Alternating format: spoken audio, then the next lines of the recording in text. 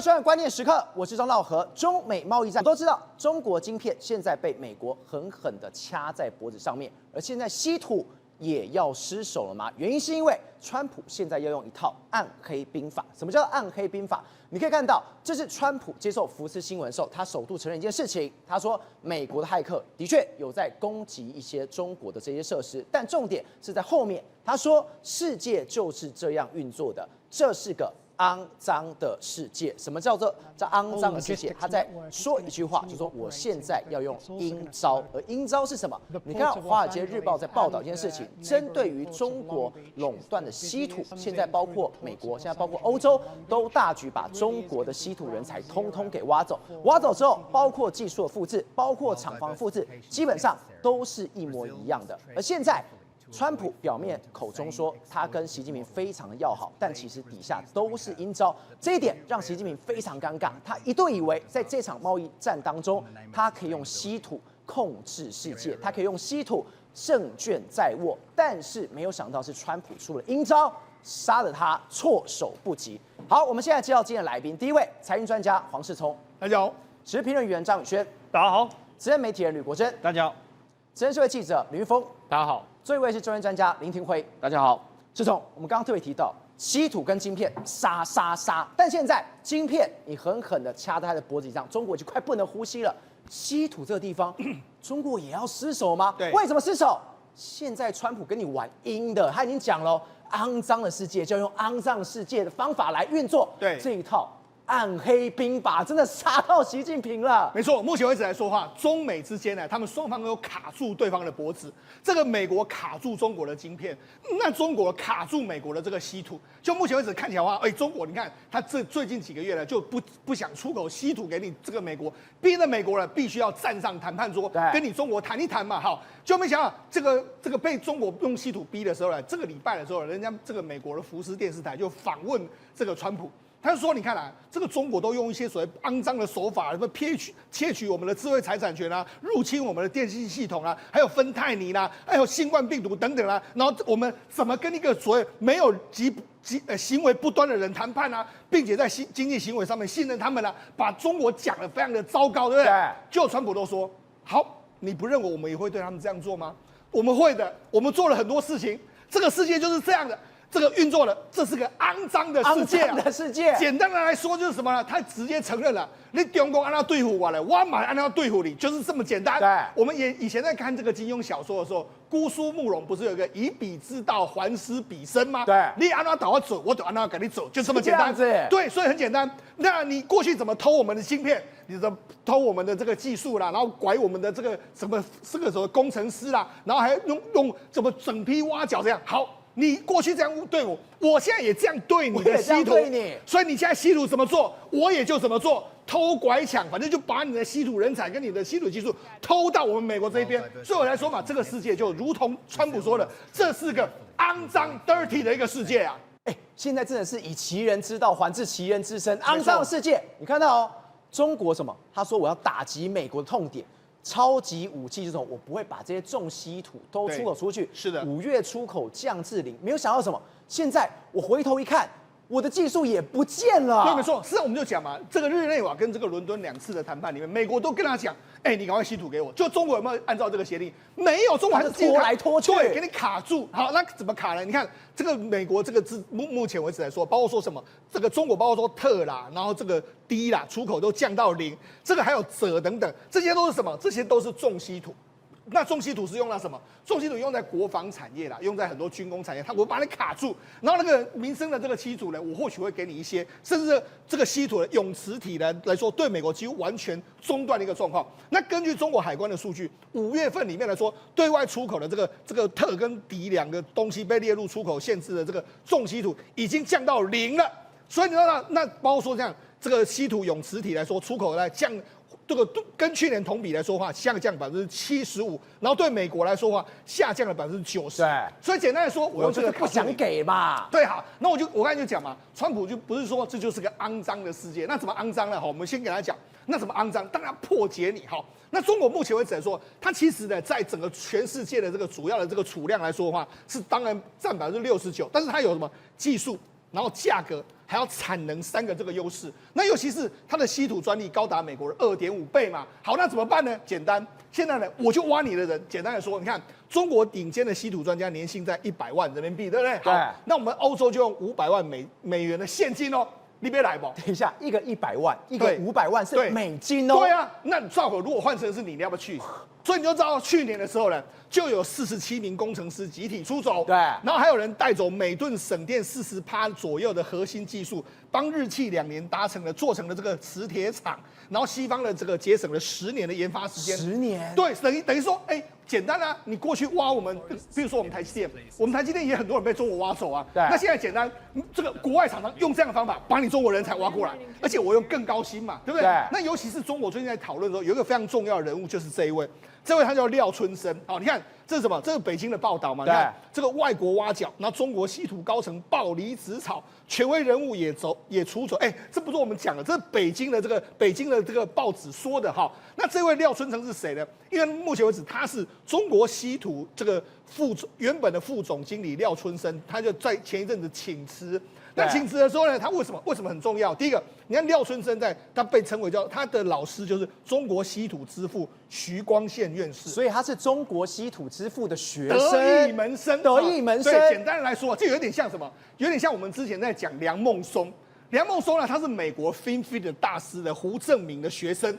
所以也就是这样，所以他把这个FinFET的技术带到中芯去，把中芯搞得如火如荼，这个风生水起嘛。那现在一样。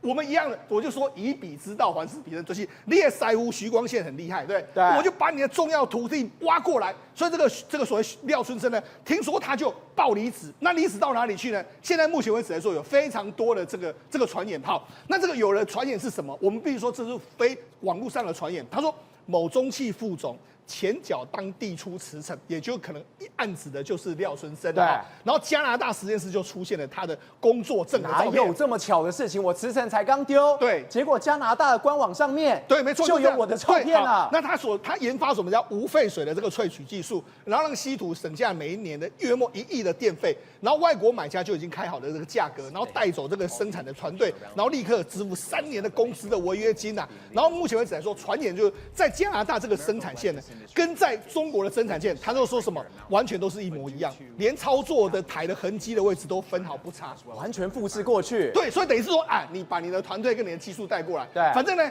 你中国过去也是这样搞，那我现在也是这样搞，所以很简单。所以来说，以彼之道还施彼身就是这样。好，那还有什么呢？你看这是什么？日立一个他们这个日本媒体拍到，这在日本的这个日立金属，它有个车间，车间就车间来说，照我跟你讲，日本的车间照理说啦，你 camera 拍到是谁？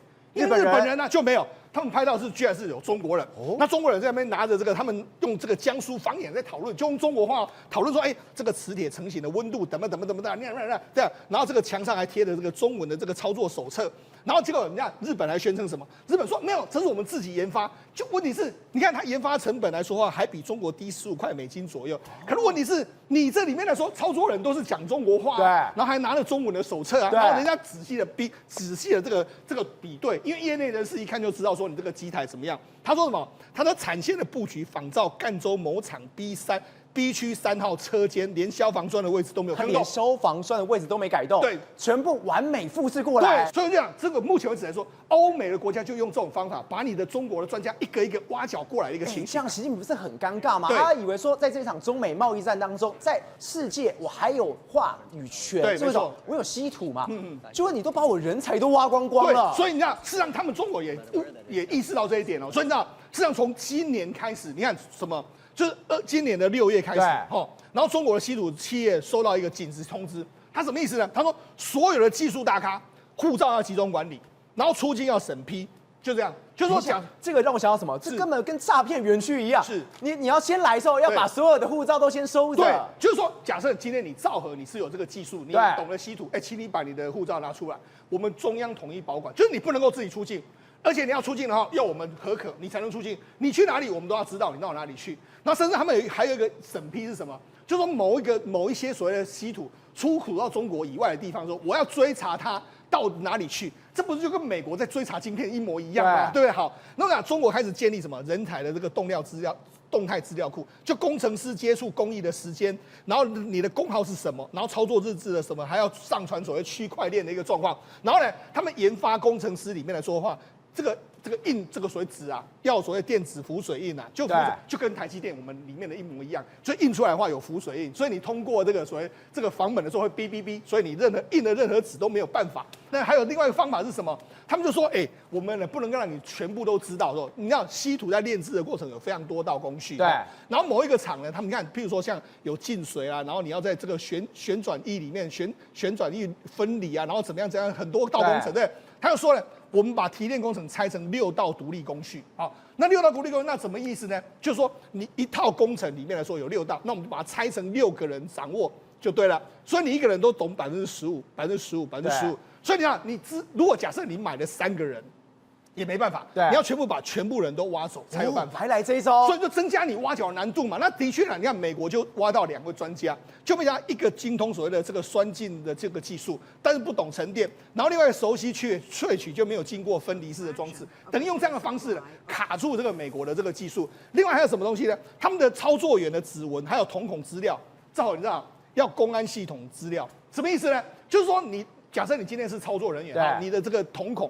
还有你的所有的指纹、你的生成的任何东西呢，我公安系统都知道。那什么意思呢？你看，他就是有一个工程师偷参数，然后就触发了系统，然后查出来之后，就因为公安就知道说，你这个张兆和，你现在居然在偷这个稀土相关的这个数据啊，就没想到公安马上就去查。就查到说他女儿收到某基金会的全额奖学金，然后该捐赠放在开曼群岛。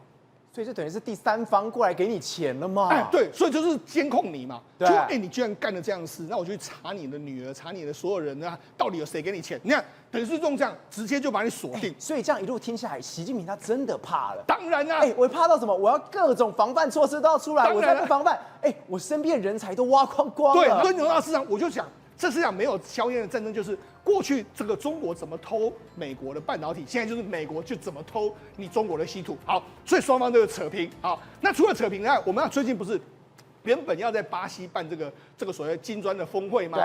那为什么后来习近平不去呢？其实很简单，有一个原因当然是习近平可能有传言说他身体健康不好啦，那一个传言是说什么他权力不稳。好，那还有另外第3个原因，为什么？你知道吗？现在这个巴西就说什么？没有问题，没有题。我们巴西很多这个产品啊，他说什么？因为巴西目前为止来说，他想要打破对中国对稀土的掌控。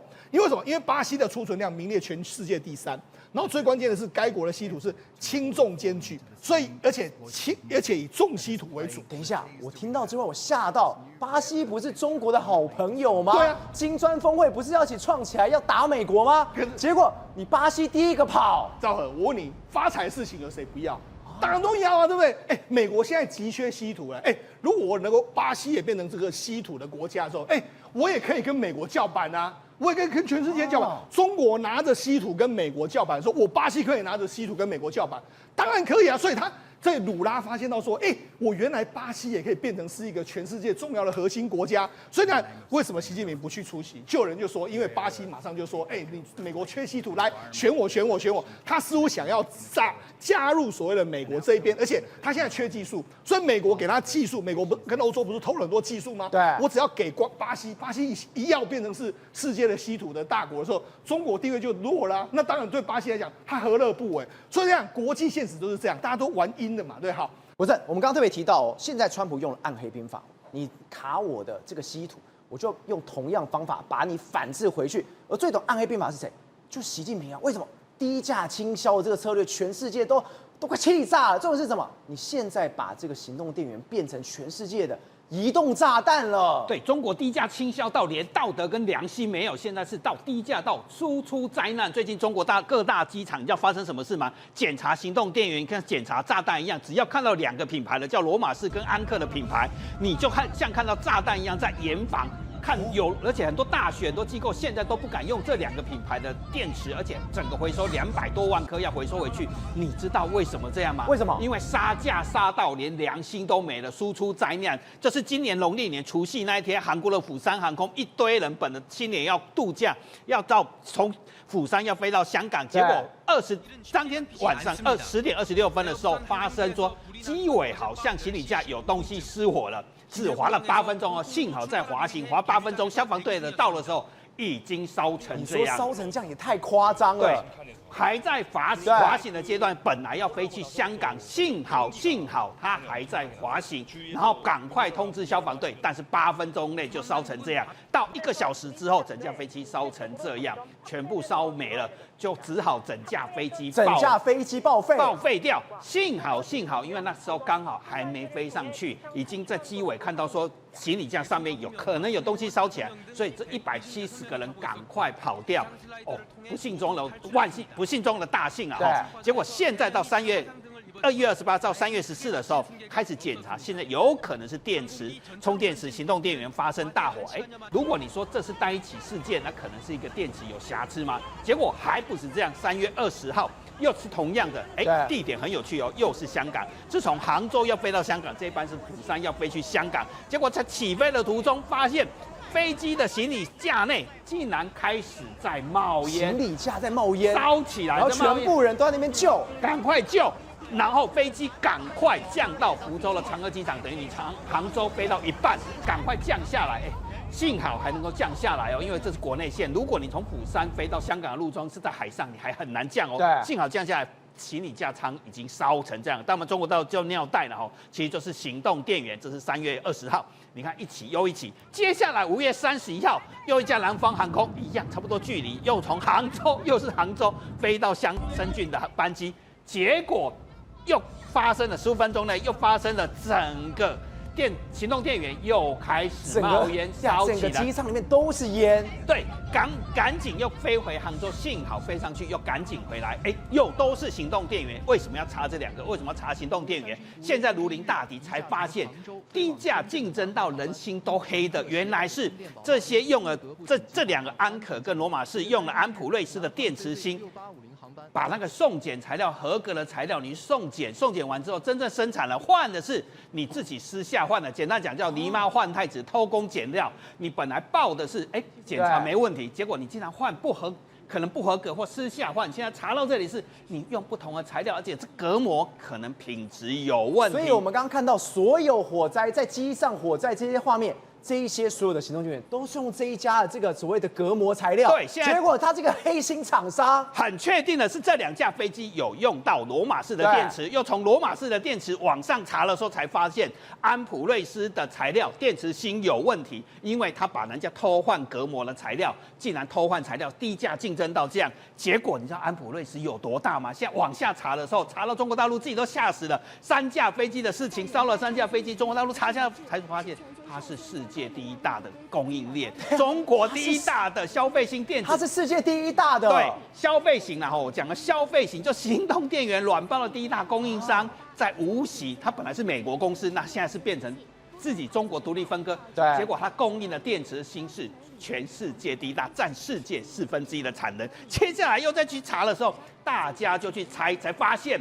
还不止这2家用，结果整个交叉比对，中国大陆有8家业者，8大品牌都用它的东西，连小米，台湾人用很多小米哦，它的行动电源跟锂电池有关的消费性的小米也用这个，这么多有安克、罗马士、小米、绿联、贝斯、麦多、奥基、电友，通通都是它的。对，在全球出货量占了25%，1/4，也就是说全球4颗有1颗，难怪釜山会这个现在查到这样。然后中国大陆更严重的问题，我们来看这张表就看出来，它真的是卷出问题。你看它电池规模有多大？光行动电源1年要卖5000亿的台币，对，占世界的38%，也就是说将近2颗有1颗是它的。现在召回的电池。连台湾都有，安可在台湾有宣布要召回5000多颗电池，有问题的也是台湾也被卷进去了，所以现在大家要很小心，你手上是不是有安可跟罗马士的电池？罗马士在台湾也买得到哦。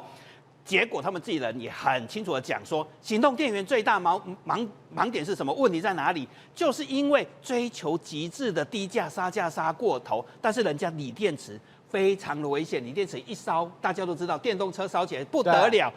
高成本要求非常高，是冲突了，而且更何况你还偷工减料，把不合格材料放在里面去，整个中国是整个地图占全世界将近一半，所以你所有人都可能会被这场灾难给影响到。那中国大陆的工信部最近还颁布一个很有趣的。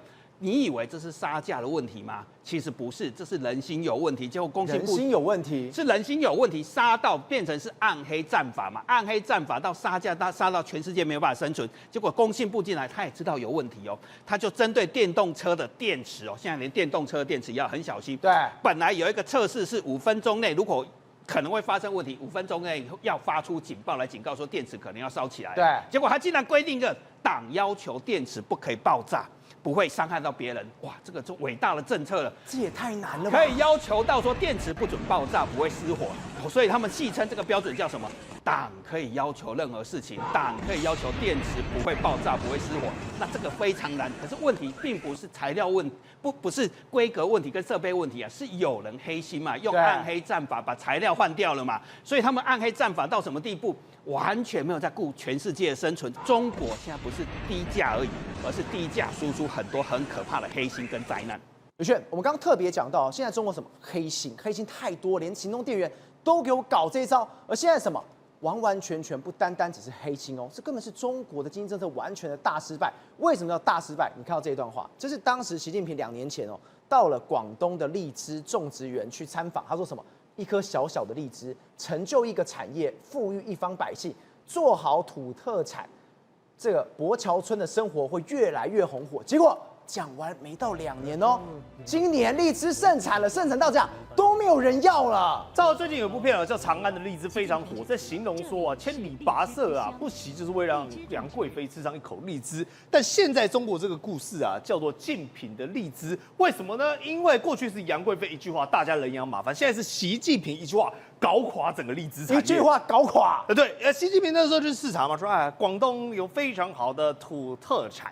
土是指珍惜一方水土，开发乡土资源；特拼的是突出的地域特点；产拼的是真正的建成产业，形成群聚。结果大家有没有听话？有啊，特别大家都来弄荔枝，形成群聚，大家都来种荔枝，就造了最后的结果，你知道是什么吗？荔枝大崩盘。大崩盘，全部烂大街，大家人都来种荔枝，因为我们的习主席竞品的荔枝都说要种荔枝，所以你看啊，一车，整个满街啊，火红色的颜色啊，渲染整个街道，都在干嘛呢？都是荔枝。然后你知道，甚至商家说什么？不要再来了，不要来了。为什么知道叫不要再来吗？不收货了，不收货了，荔枝来了哦，这个整个满街哦，全部都甜滋滋，都是荔枝，甚至是呢，最后因为1斤哦。连1块钱都不到，人民币都不到，3斤收5毛都没人要。最后呢，完全低于它原本的收成的价格，低于它的成本，所以干嘛呢？只能喂猪吃。所以你看啊，现在完全农民可是多辛苦的，然后现在怎么样？都丢给猪吃了啊！对啊，那没办法啊，因为至少猪还肯吃啊，还有人要跟你收啊，所以这变成荔枝猪啦。那每一只猪啊，因为吃这个荔枝，它甜分特别高。OK， 猪就长了，我们讲了，搞不好你还可以研发出一种特性的新产的猪肉，荔枝猪肉有荔枝味啊，对不对？你整个猪开始吃荔枝，但你猪吃就算了哦，这个画面让我觉得很震撼。连牛也在吃，牛也加入啊！日本有和牛，未来中国呢可以积极发展特色的牧业，也就是荔枝牛。你仔细看那个牛的眼神哦，都有幸福洋溢的表情，好甜哦，就DNA 有没有看到？牛还会对镜头，很高兴。但我跟你讲，农民根本一点都不高兴嘛，因为跌破成本线了啊。所以你知道吗？甚至有人干脆哦，都别收了，就直接丢在那边烂。他们说哦，过去啊，杨贵妃啊想要1颗荔枝难求。如今已经实现了叫做荔枝自由。什么叫荔枝自由？就是随便你要到处一兜荔枝都有，但是买不到。对，为什么？因为没人要卖，价格太烂了，谁要给你卖？他宁愿去荒郊野外啊！你看啊，一整片哦，这不是荔枝田哦，这个叫荔枝坟场，就全部都倒在那边哦，反正连收成都懒了，还有人直接摆在树上哦。然后你放眼望去，那个场景好漂亮哦。红彤彤的哎，哇哦，很像什么观光景点、观光胜地，全部都是荔枝哎，但事实上是因为根本连采都不想采。所以想想看，在这个情况下，连这种珍稀类的哦，包括榴莲啊、荔枝啊这么贵的东西，在中国都能搞到破盘价，你不得不归功于竞品的荔枝真的是有够火。结尾，我们刚刚一路这样谈哦，现在中美两国，我们讲打就要晶片，打的是稀土，大家互相掐来掐去，结果没想到大家各自出了所谓暗黑兵法，就暗黑兵法完，今天又有消息出来了，双方的领导人9月份说，哎，你来我这边呐，9月份你来我来美国，哎。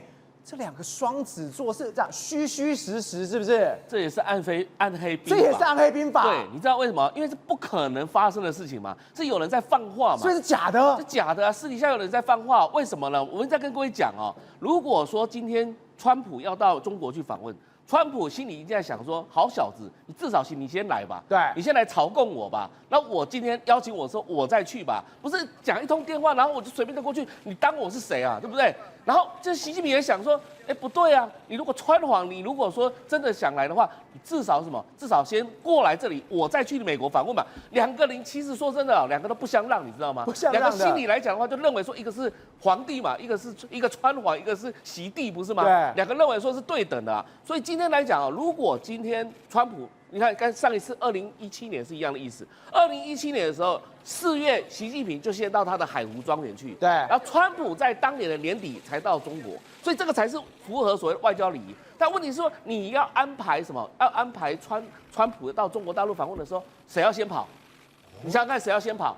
卢比欧要先跑。对。卢比欧是谁？卢比欧现在不是还被中国制裁吗？还没有解除制裁吗？那你要先跑去帮他安排所有的行程之后，川普才有可能去嘛。所以这个新闻出来讲的话，基本上都是假新闻，都是假消息。本来不是说什么6月中的时候，两国要开始办那个双子生日 party 吗？对。结果没有啊，现在搞到9月初，9月3号、9月初这个什么处女座的两个双子座跑去处女座的时间点去干嘛？对不对？要办什么东西？所以我不晓得哈，就是到底是现在因为有些媒体，中国的媒体不断的在释放这个消息。哦，这个释放消息，这其实这一波的消息，大部分都是从中国媒体开始出来的。